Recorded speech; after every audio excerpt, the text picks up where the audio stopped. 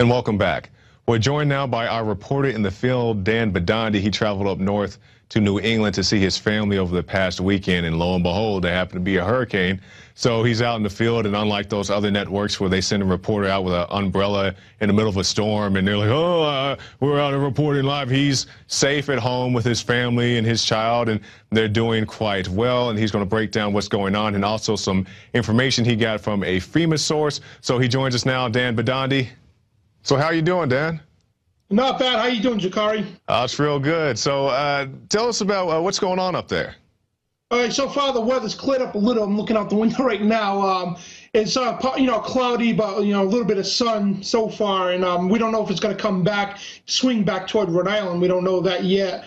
But we did suffer a lot of damage. I had the stats actually. I read something yesterday about the updated ones on the power outages. It was 1,051 outages that affected over 113,000 customers here in Rhode Island without power. And it's 113,000 homes and businesses and everything. And so far it's like looking okay. I mean, we've got down poles and so on. But everything else, I mean, like it's looking so far good. So how's it in your area? Did you have any power outages or any down trees or anything like that? A lot of down trees. We had some down poles, and we're lucky we didn't lose power. The power blinked a few times last night, and we're still having trouble. We don't have full internet and everything. The phone has trouble once in a while, and they're working on the lines and everything. But so far over here, everything's good. Good, good. Glad to see that you're safe. Now, we previewed a little bit on the radio. Alex said you had some information about a FEMA camp or a FEMA representative that you met. Oh yes, it was. I can't name who he is, but Sure. When I traveled to Austin last July, I thought it was August, but I checked. It was last July when we all went down there after the reporter contest. I got held over in BWI, that's Baltimore Washington International Airport in Washington, and I was listening to this guy talking on his phone. He said talking about Janet Napolitano and all these bigwigs and FEMA and Homeland Security.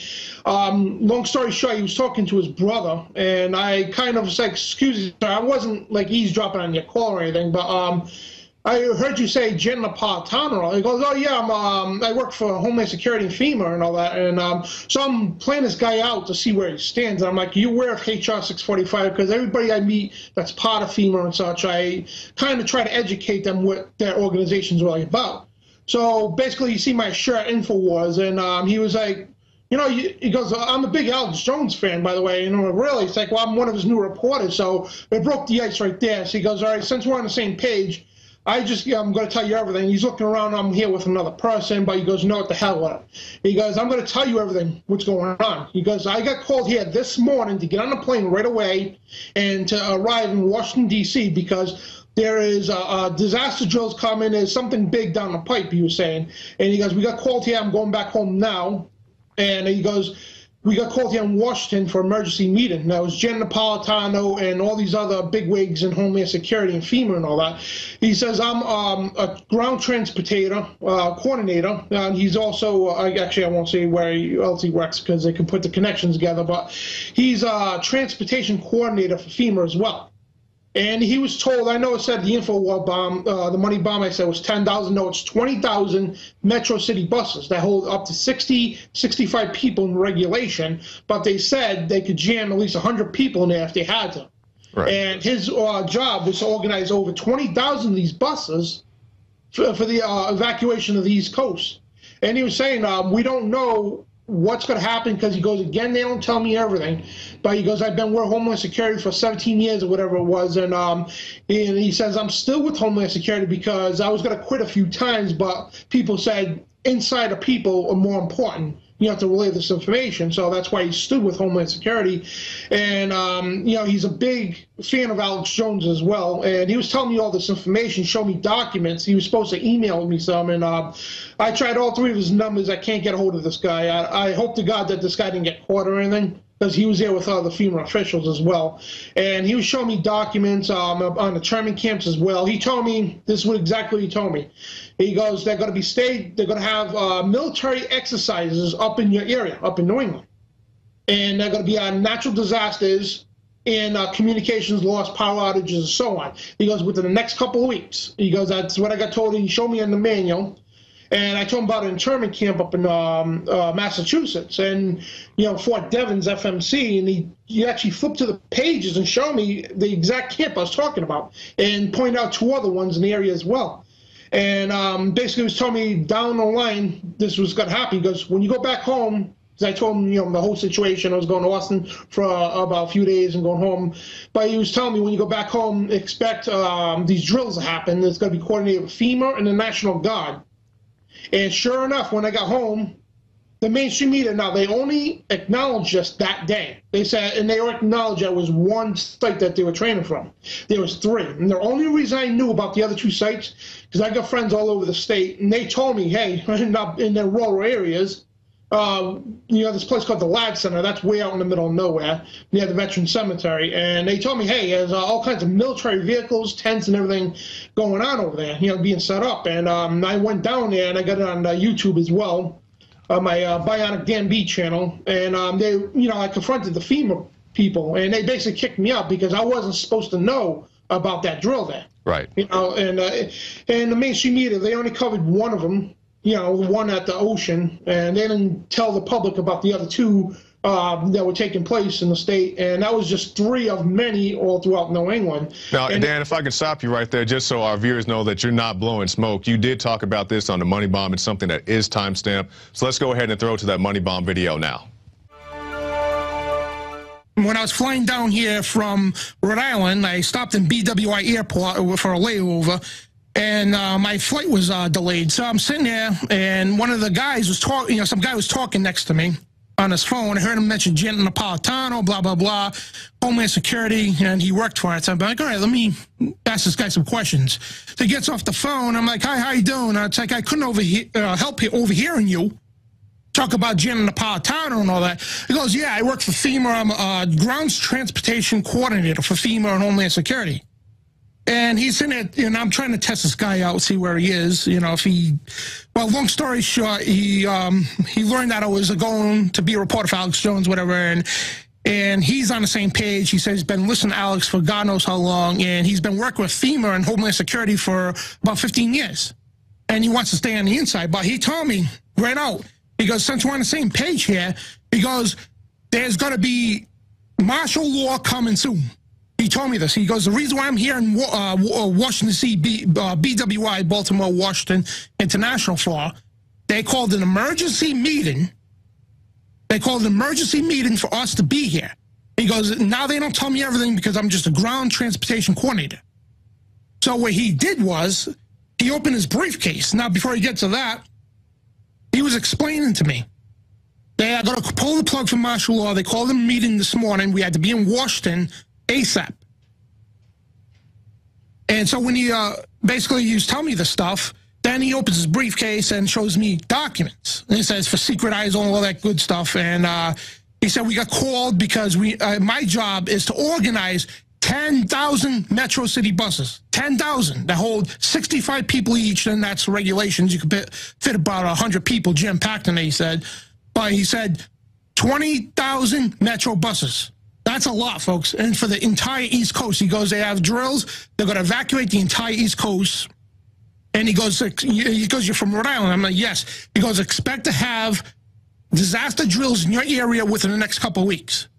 And sure enough, folks, sure enough, when I went back to Rhode Island, it hit the mainstream media, the day it was happening. Oh, they're doing disaster drills, communications, earthquake, and right here, the article, earthquake disaster drills, mass FEMA's martial law agenda. It's right there, folks. And I was told about this weeks in advance. He told me there's going to be disaster drills for earthquakes and communications and all that in New England. And sure enough, folks, several cities in, around Rhode Island, Massachusetts, and all that, FEMA and the National Guards were conducting exercises. Well, disaster drills for earthquakes. And you ask, well, why would they do a disaster drill for earthquakes in New England? Because it's unheard of New England getting earthquakes. And sure enough, I think it was 2 nights ago, Maine got hit with a 4.9, I believe, earthquake. And the thing is, this guy told me from Homeland Security, he told me, okay, this stuff was coming. And it did. And we've been talking about the October surprise, the November surprise. Nobody knows what it is. I mean, it could be the whole presidential thing. It could be martial law. We don't know. But the thing is, I'm not trying to scare you folks, but this guy showed me, he laid out everything. All right, Dan, so we saw right there the money bomb video where you talked about this stuff beforehand. This isn't just, wild prediction that you made. You talked about this beforehand. It's come true. So now continue your story and tell us about, what you were talking about in the money bomb. And also, for more verification, when I hosted my own show in Rhode Island, too, I also stated this back in July and August as well. And I've been on several radio talk shows across the country. And at the end of July and August was when I found this information out. I made it viral, big time. And tons of people could verify, radio talk shows and everything could verify I gave this information out. And people, it's not my prediction. This is what I heard from Homeland Security. I'm not no psychic. This is what I heard from a Homeland Security FEMA official. And, he told us what this was going to happen. I got home, the drills happened, just like he said. And, they don't advertise right out in the mainstream media what drills are about, especially in advance. They tell you that it's a little bit of news. Homeland Security is conducting a drill. But anyway, on to Santa Claus coming to the mall, whatever. Yeah. But anyway, everything came true. He said it was going to be a natural disaster. He told me this. There will be a natural disaster to hit the East Coast. He goes, I don't know what it is or when it's going to come, but he goes, be sure it's going to be coming soon. And he said, then he brought up HARP. And he goes, you were familiar with HARP, right? I'm like, oh, yes, of course. Weather modification. And he goes, well, they're going to use that. And, people out there who don't believe in this stuff, you could Google it. China, Japan, Germany, even the United States openly brag about it. I mean, it hit mainstream media on several occasions about how governments can manipulate the weather. And, people think, oh, you're talking crazy, weather modification, FEMA camps, blah, blah, blah. And he told me this, too. He goes, they're going to round people up. They're going to mandatory evacuation in some areas, and they're going to bring them into internment camps. And he goes, this could be the guys from martial law. He's not sure because he says, again, they don't tell me everything. Right. But again, folks, if you don't believe in FEMA camps, I mean, there's so much evidence out there. I mean, if you take HR 645, for example, that was the Emergency Centers Establishment Act, and it was to establish 6 or 10 emergency centers in the United States at the time. Now there's over 1,000, as we know, and it was on record not too long ago, I think it was months ago, that Halliburton got a contract by Homeland Security to build internment camps. Now this is on record. And we also got Army Regulations 210-35. That's a civilian inmate labor program. And as you're going to see on the screen in a second, the civilian inmate labor program is basically saying, yes, we're going to house American citizens. They mention POWs, yes, but they also specify American citizens in this document and putting them into forced labor camps. And if you think this is a joke, folks, I mean, let's take a look back in history here. President Roosevelt, on February 19th of 1942, Roosevelt's executive order was number 9066. It was the War Relocation Act, Executive Order 9066, that established 10 internment camps across the country, and they housed more than 110,000 Japanese American citizens, legal citizens. Just because they were Japanese, they rounded them up. They took their property, their vehicles, their bank assets, everything they had, gone. And when they were released, they were given $25 a piece, and their homes were returned, their vehicles were returned. They didn't have their jobs back. Basically, they got thrown out in the street with $25. Here you go. And it took all the way to Ronald Reagan to apologize to the Japanese citizens for this. And now we're going to look on. We did an article recently about this. It was FM, that's Army Field Manual 3-39.40. That's re-education for internment camps here in America. And we did have an article on InfoWars about this, and it specifies to put Americans into these re-education camps, to re-educate you, And, if you're a dissident, we'll bring up the John Warner National Defense Act that annulled posse comitatus to put, that was the paving ground for the Patriot Act. The Patriot Act comes in. Now the NDA 2012 is just a Patriot Act on steroids. Right. Then they established HR 647, which is the trespass bill. I know there's a lot of documents, folks, but you can research all this. Play it back when you watch the replay and write all the stuff down, folks. A lot of information. HR 647 was the no trespass bill. Any politician that has Secret Service, if you protest any which way, even with a sign, you could be held in jail with no phone calls, no nothing. Rock solid information, Dan Bidondi. Now, speaking about your source, did he tell you anything that hasn't come true yet? Anything that's, left to chance? Well, he said there would be martial law and evacuation. Now, he didn't specify how much and how long, but in New Jersey, in New York, parts haven't been evacuated and parts have been declared martial law. So, there's some truth to this extent. And, but, we don't know if this is over. We don't know if this is the big tamale that he was talking about. You know what I mean? And it shows you that everything he, up to now is 100% true of what he spoke to me about. Right. All right. Rock solid information as always. Dan Bidondi, good to see you. Any last thoughts? Any closing arguments? Yeah, more information for you folks. Google, I guess, GoArmy.com was advertising for internment specialists. And anybody wants to research Rex 84, that was the Oliver North scandal and everything else going on. Basically, a new continuity of government. Folks, we are under attack. Our freedoms are under attack, and we need to make people aware of this because this stuff is real. I've seen the camps with my own eyes, folks. This is not a joke. And again, I challenge you to research any of this. All right. Thanks, Dan. You stay safe. Enjoy the time with your family. I know this isn't the best circumstance, but, you get to spend time with your family nonetheless.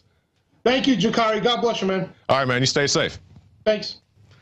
All right, and there he goes, Dan Bidondi, safe and sound at home, and hopefully the worst is over. Some good information from Dan. I definitely encourage everybody to check out those articles. Those are all real articles, hard-hitting information.